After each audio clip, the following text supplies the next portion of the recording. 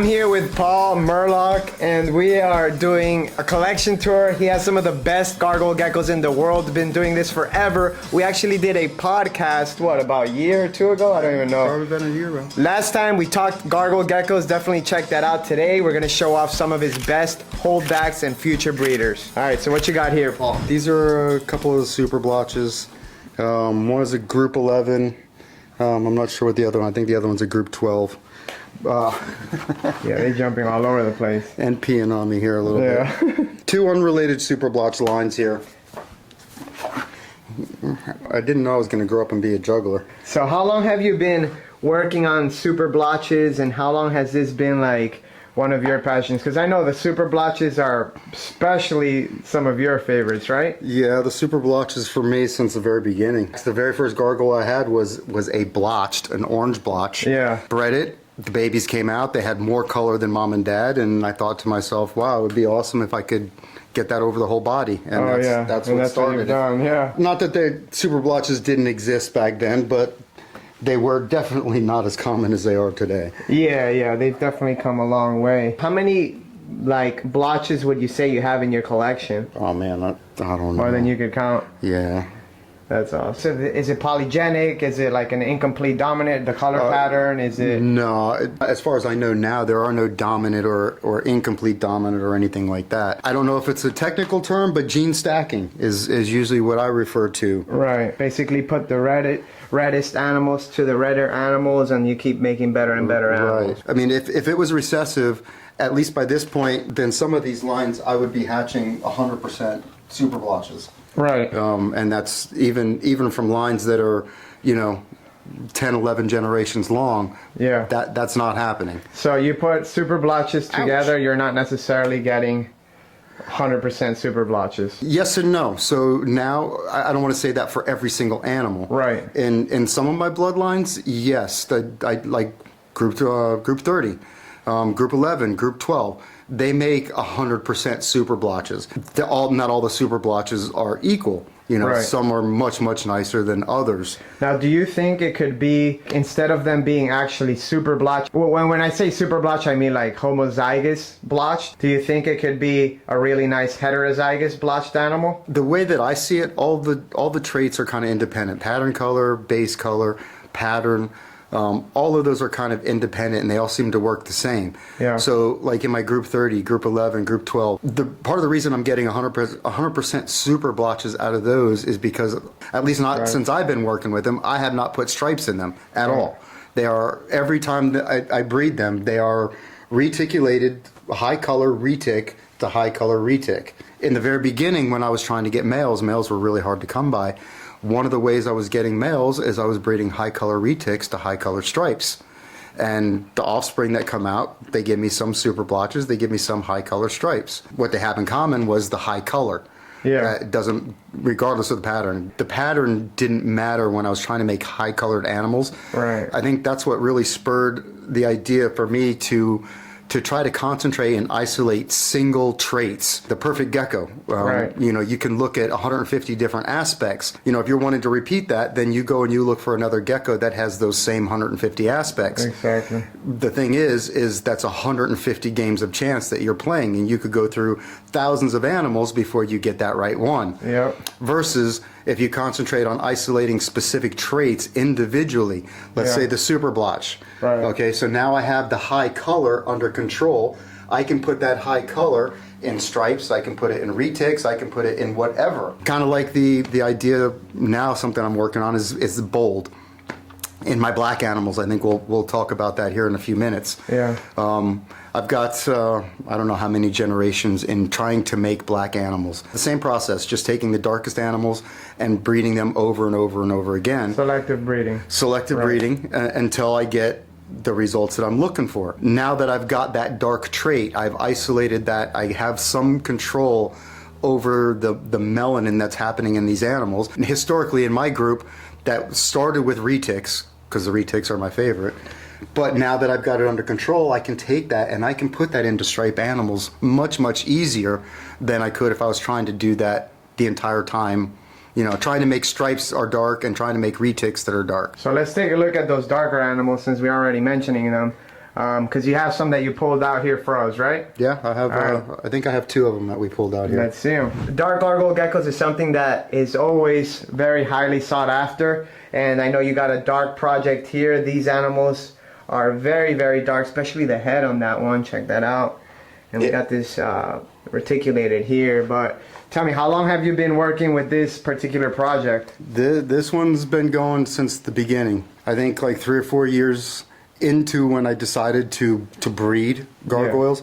I had a group of geckos. They were not dark. I had them breeding for many, many years. And one season, they popped out 3 animals that were jet black, and they stayed jet black all the way to adults. Yeah. And that's what started this. I thought they were melanistic. I guess by some definitions they were, because they were black. Yeah. But it did not get passed down, in a recessive manner. I guess it's probably 12 or 13 years at least. Wow. Just working on these guys. And last year, 2023, 24 was the first season that, in my opinion, I would say that I got to where I was wanting to go. Yeah. Because now I'm making black animals. I have a lot of gargoyle geckos that they'll hatch out and they'll be pretty much like black. Sure. But then they grow up and they lose all that. Yeah. So, when you're holding these animals back and you're hatching them and you're having them grow, how long until you're pretty confident that it's going to be one of those dark animals? Until these popped up, yeah, I was holding them back until adulthood. Yeah. And even then, I'd get 1 or 2 out of, the 10 or 11 that I held back that would stay dark. Out of the 23s and the 24s, 90% of them are coming out black, and they're showing up like this by the time they're a year. I have a lot of animals too that they weren't dark when they were younger, but as they gotten older, they're not black or anything, but they definitely develop more melanin, especially over their head, and their entire body. I think that's something that's normal across the board. I think almost all of them will develop more black as they age. Yeah. So I can't even imagine some of these when they'll be like 10 years old or something. Probably gonna be. Some of these should even get phantomized. I have so many animals that are not necessarily from phantom groups, or they're not, animals that I knew were phantom, and then even past the 3-year mark, like 5, 6, 7, 8 years, then they start to develop the phantom eyes. In the beginning, you didn't see phantom eyes until the animals were over 5. Yeah. Well over 5.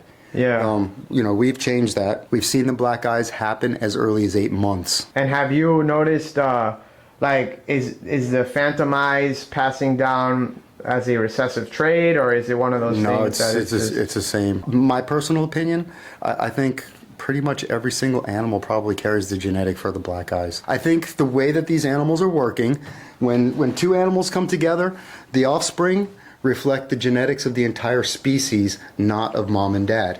Okay. Which means that the babies have the ability to make all of the colors and patterns that we see in them today. Right. And then through stacking, we could actually increase your odds. Yeah, for sure, because I've even seen animals that have no red pattern color produce red pattern color animals. Sure. So that happens quite commonly, I think. When you're trying to reproduce something specific in these animals, the ancestry is important. The reason you see red pop up so often and it's so prevalent today, it's because for the last 50 years, red has been the color of choice. Right. And everybody breeds for red.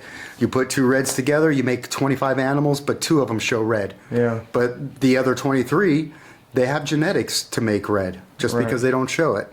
Right, yep. And that's why you see those pop out of nowhere sometimes.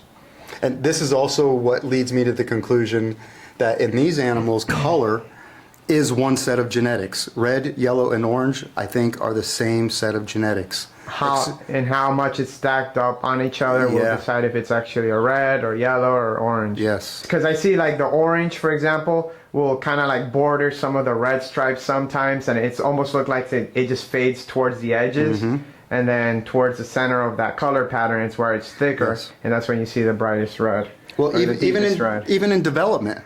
Yeah. Right? Because a lot of times you can have animals hatch out with really bright yellows. Yeah. But by the time they're a year and a half or 2 years old, those yellows have shifted to either orange or red to some degree. Exactly.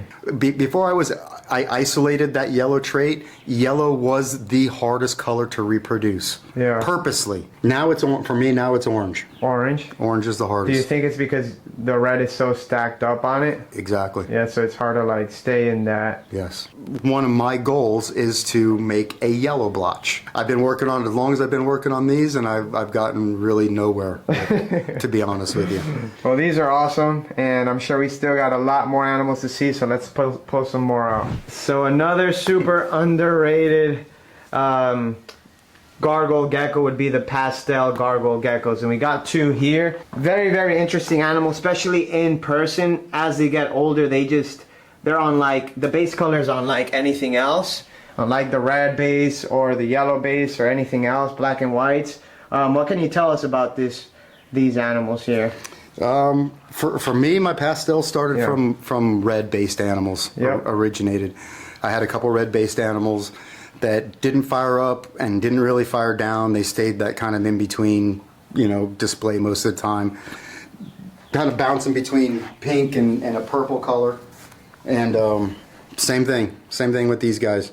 Just once I noticed there was something different, and they were actually reproducing that same look. Yeah. Then I just started to refine it.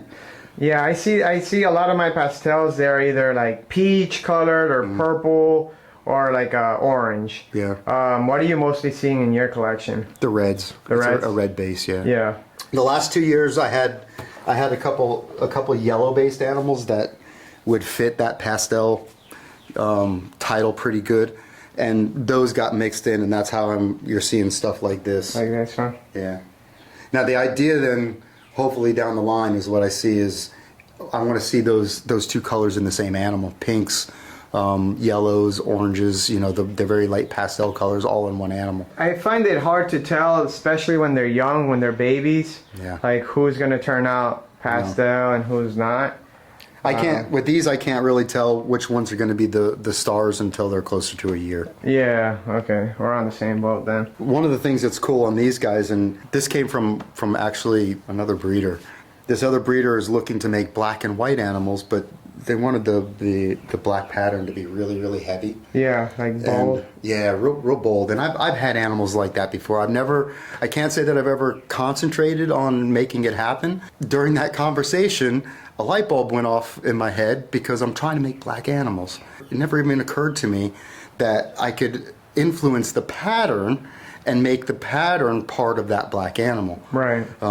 So now, going forward, yeah, I'm going to be putting a group together to try to increase the boldness of the pattern. And I don't care whether it's striped or retic, it doesn't matter right now. Right. It's just trying to get control over a bold pattern. Almost like same kind of idea of like the color pattern where you spread that and it makes just an overall red animal. Yes. But instead of in red, black. Right. If I can get a hold of that and then mix that with the black animals I've already got, oh, you'll have crazy contrast. Then yeah, that could open the door to something totally different. That's awesome. All right, so we got two killer red stripes here. These are two different lines. We were talking earlier about the group 11 and 12 and how they're generations of retic. Yeah. Nothing but retic. This is an anomaly out of that because somewhere for 2021, this one clutch, it was two animals, both popped out with stripes out of retics, and I haven't had retics in there for generations. Wow. So animals that have been bred retic to retic after generation still just randomly produce the stripe. And you said those are the first two, that one and its clutch mate. Yep. The first two in how many years? So I've been here for 8 years. So it hasn't happened in 8 years. Wow. That is insane. So you've probably hatched out hundreds from that group, right? Oh yeah, maybe more than that. Yeah, wow. That's insane. Just goes to show you that when we think we got something figured out, it throws it for a loop. It just throws it for a loop. The cool thing is, online you see the ideas, especially with the mosaics and what happens when you mix stripes and retics. Yeah. This is kind of a good example here because the striped one here with more perfect stripes, that comes from lineage that is striped, where the goal for that is 6 full stripes, laterals and dorsals. Yeah. Then you get something from a blotching lineage, and you still have stripes, but the stripes are nowhere near perfect. Yeah, it's more scattered. You see spots of red all over the belly of that animal and the legs and all that. Yep. Whereas that other one is more traditional, I would say, like more picture perfect stripes, but doesn't have as much splattering of color. Interesting. Personally, I like this way better. Yeah, yeah. I mean, this one's kind of like more used to when we breed those stripes together. Because in the beginning, this didn't exist. Yeah, exactly. Right? Exactly. So everybody wanted perfect stripes, and we made perfect stripes, and now perfect stripes are very prevalent. So now the focus is time to shift to something else. Yeah, kind of like how we were saying that as we start getting more and more coverage on an animal, we're like, there's like a sweet spot of like base color to color pattern that we want to stay in and not necessarily have the full animal covered. Even though that's a nice achievement to have, it's not as interesting as something like this sometimes. I fear that with the blotches, once we get an animal that's 99% covered, 100% covered, it'll be like the perfect stripes. They all look the same except for color. And one of the things that made me fall in love with these in the beginning was no two looked alike. Yeah, irregularity of it. And a lot of my stripes, I try not to make these perfect stripes. I like the contrast. When you look at the animal, I want your eye to be drawn to the entire animal, not just, one specific spot. Right. And the more contrast you get, the more your eye follows the whole animal. Now, do you have any groups that you purposely put super blotch to super stripes, kind of like this one, to like that perfect one, to see like what you get, or to see if you get more of these type of animals?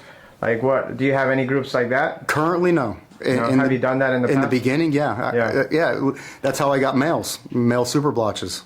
It was really? in the beginning. I couldn't make a male, and I only had a couple groups that were making any males, and unfortunately none of them were super blotched males. Wow. So the only way to get super blotched males in the beginning was to breed a high color super blotch to a high color stripe that I knew was in a lineage that made males, and that's how I got my first males. Yeah, and that kind of like leads me to another thing that we talked about on that podcast, was that you think that there are male makers, there are certain animals that produce primarily males, because gargoyle geckos for the longest have been like a female heavy species, but every now and then you get an animal that almost every single offspring tends to be male. Yeah. Right? So what's your experience with that? Well, you know what? It's changing. In the interviews I've done over the past couple of years, I've been saying that that there are male makers.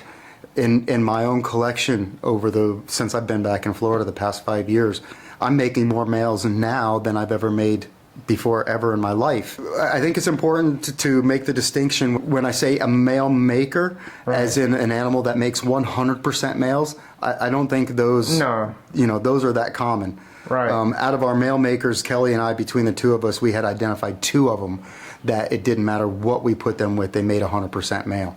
I think the vast majority of male makers are intermittent. So they make just mostly males. I think you can have some that make mostly males, some that make males regularly, and some that make no males whatsoever. You used to be up north in New Jersey, and I know you've done experiments with like incubation temperatures and sex determining, like to see if the temperature determines the sex, but you didn't come to any solid conclusion on that. No. But do you think it could be something else, maybe like elevation or biometric pressure or anything along those lines that is causing you to have more males now than you did when you were in New Jersey? If I'm correct, it is a male maker species. Yeah. I think the reason for seeing a higher occurrence is because in captivity we hatch and keep more of those babies. Yeah. If it was in the wild and one female makes 20 babies a year, not all of them. How many of those babies are going to grow up to contribute to the breeding pool? Right. Probably not very many. And in the wild, again, I think the male makers would be kept in check, right? So that balance stays high in the female and low in the male. In captivity, there is no check and balance there. Yeah. So every time you breed a male that is a male maker, even if he makes 1 male a season or he makes 20 males a season, you are then contributing to a higher percentage of males in the overall population. And then every generation you do that, conceivably the number gets higher and higher. There's still so much to learn about these guys. Kelly and I were talking a couple weeks ago that it's been 15 years since I've done most of my experiments. Yeah. And the reality is the animals we're breeding now are not the same animals that I was working with in the beginning. Yeah. And I think for this coming season, I am going to go back to doing some of my experiments and what differences I find now versus, back then. All right, Paul. So right here we got one of your most popular geckos. Anybody that's been to a reptile show and seen you there has known of this gecko. And this is? Potato. Potato. Potato is very special because you think that she is actually in her 50s. I think she's in her 50s, yeah. In her 50s. That would be one of the oldest gargoyle geckos that I personally know of. I know you have, a long time working with this species as well. So what can you tell us about, her age and how you got to that number? All right. Well, we're 25, so I've had her for 23 years. Okay. It took me several years to figure out that she was menopaused. That's where I stand now. She's menopaused, which is a part of the key of why I think she's 50 years old, or in her 50s, I'll say. At this point, I've had a couple animals in my collection that were in their 30s still reproducing. I'm aware of a handful of other animals outside of my collection that were in their 30s still reproducing. And talking to the owners of these animals, it turns out that all of these animals came from the last collection, the 94 collection. So in my mind, the odds of a handful of animals from the same collection still reproducing in their 30s is not an anomaly, probably because they regularly produce into their 30s. Yeah. Which is why I come to 50 for this girl. Now, if she's menopaused... Because you tried to breed her as soon as you received her. Yeah. And what happened? What was the experience with that? For the first 5 or 6 years, I got nothing. Yeah. And in fact, several times I'd have to pull her out of a group because she would go downhill. She would get beat up really bad, and she just wasn't doing very well. I'd pull her out, put her by herself, and she'd pop right back up. Then I did an experiment with, I had two male breeders that would lock up with just about anything. So I put her down on the table with several other females, and individually with these two males, two different occasions. The male would go up to her, smell her, step over her, and then breed the female next to her. And this happened with both males. Yeah. So at this point, I was pretty sure she wasn't producing pheromones either. And that's where I came to the menopause. Right. Because you have animals that are in their 30s that are still breeding. Yeah. Well, I don't now. Unfortunately, I don't have them now. Okay. But you've had them. But I have had animals. I've had 3 animals over 30. Yeah. And still reproduce. Wow. Yeah, I personally have one animal that's at least in its high teens, close to 20 years old, and he's still breeding. Yeah. Yeah. Now, and these were girls. These were females. Wow. Yeah. All right, which I think is even a better statistic than the male. Right. Yeah. That is amazing. Well, she is loved by everybody that meets her at the show. I'm sure a lot of people actually probably have a gargoyle gecko because of that gecko right there, because they see how awesome that animal is, and it just, sends them down this spiral, this snowball effect of wanting to get into these geckos like we have. So she's a very, very special animal and a perfect way to end the video on. And yeah, I think it just goes to show how much we still have to learn about these animals, how long they could live, and how interesting they are. So Paul, how can people get a hold of you if they want to get an animal from you, or if they want to get in contact with you? Facebook, probably the easiest. Instagram, under my name. You can find my store on Wharf Market, Rhachouse. Sweet. Thank you, brother. Thank you.